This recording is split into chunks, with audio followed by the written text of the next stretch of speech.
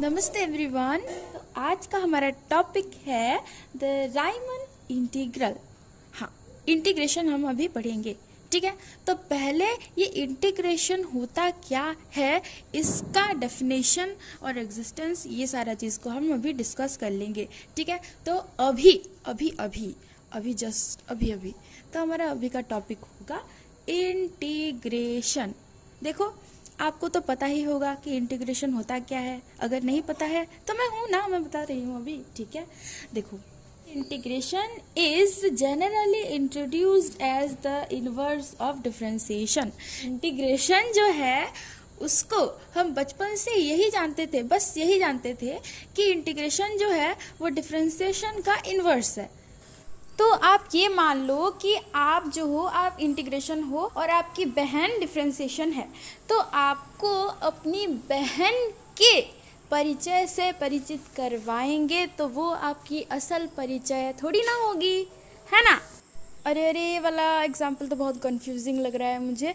तो आप ये मान लो कि दशरथ जी और राम जी, तो आप सबको ये तो पता है कि जो राम जी हैं वो दशरथ जी के बेटे हैं, लेकिन राम जी की खुद की भी तो एक पहचान है ना। वैसे ही इंटीग्रेशन को हम डिफरेंशिएशन का इन्वर्स तो जानते हैं, ये तो सही है, लेकिन इंटीग्रेशन खुद भी क्या है, मतलब खुद का उसका पहचान क्या है, वही आज हम पता लगाएंगे। ओके, तो वही इंटीग्रेशन का खुद का क्या पहचान है, क्यों आया, ये सब हमें अभी हम पढ़ेंगे, ठीक है।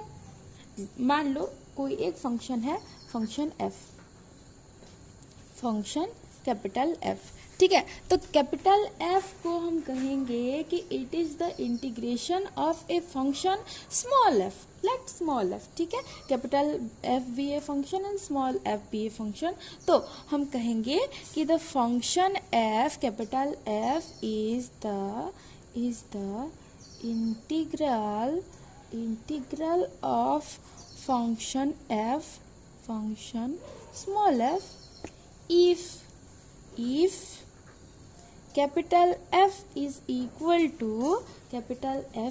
equal to integration over small f dx, ठीक है। अगर ऐसा होगा तो हम कहेंगे कि ये जो स्मॉल एफ है, ये जो स्मॉल एफ है, ठीक है, इसका इंटीग्रेशन कैपिटल एफ है, ठीक है। और अगर हम और भी डिस्क्राइब करें तो हम ये कह सकते हैं कि d by dx of capital F is equal to small f, ठीक है, small f of x, differentiation of capital F with respect to x। तो हमें जो मिलेगा that is our small f of x। हमें ये फंक्शन मिलेगा अगर हम इस फंक्शन को with respect to x integrate करें तो। पुराने ज़माने में area under the curve, area of A plain region, ये सब बाहर निकालने के लिए इंटीग्रेशन का उत्पत्ति हुआ था, ठीक है। और बाद में ये भी पता चल गया कि अरे इंटीग्रेशन जो है इट इज़ द इंटीग्रेशन जो है it is the inverse of our differentiation. Integration from summation point of view was always associated with the geometrical concept। ये इंटीग्रेशन को एक समेशन के पॉइंट ऑफ व्यू से हम उसको देखेंगे, उसको हम पढ़ेंगे, ठीक है।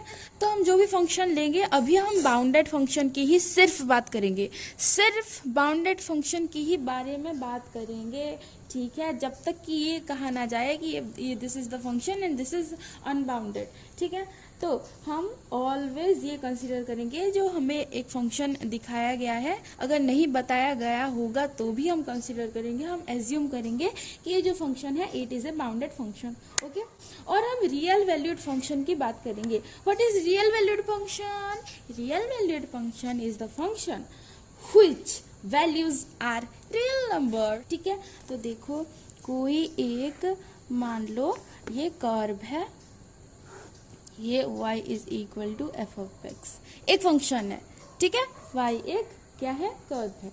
तो ठीक है, ये है a मान लो और ये है b, एक पॉजिटिव x एक्सिस में, और ये हमारा y एक्सिस है, और this is the function F of x and यहाँ हम एक्स के वैल्यूज पुट करते जाएंगे और यहाँ से हमें वैल्यूज मिलते जाएंगे और यहाँ हम कंसीडर करेंगे रियल वैल्यूड फंक्शन जो कि ये बाउंडेड है और यहाँ दिखाई भी दे रहा है कि ये बाउंडेड है ना। हाँ तो चलो, तो अभी हम क्या निकालेंगे कि what is the integration of F of X D X from A to B. What is this, इसका मतलब क्या होता है? इसका मतलब ये है कि हम यहाँ से लेकर यहाँ तक का एरिया निकालेंगे। हाँ, एरिया है इसका मतलब यहाँ से इसका एरिया क्या है? That is the integration of F of X from A to B. What is integration? Integration is the area under this curve, okay, from A to B. अगर f बाउंडेड नहीं भी हुआ तो हम ये कंसिडर करेंगे कि f कहाँ से कहाँ तक बाउंडेड है, यानी कि एक स्मॉल इंटरवल ले लेंगे। मतलब इंटरवल में तो ऑब्वियसली उसका एक लोअर बाउंड एक अपर बाउंड होगा ही होगा, तो ऑब्वियसली जो फंक्शन है एक स्मॉल इंटरवल में वो बाउंडेड होगा ही होगा। तो ऑलवेज हम ये कंसिडर करेंगे जो f ऑफ x है it is bounded with in the interval a to b। ठीक है, क्लोज्ड इंटरवल है। ठीक है।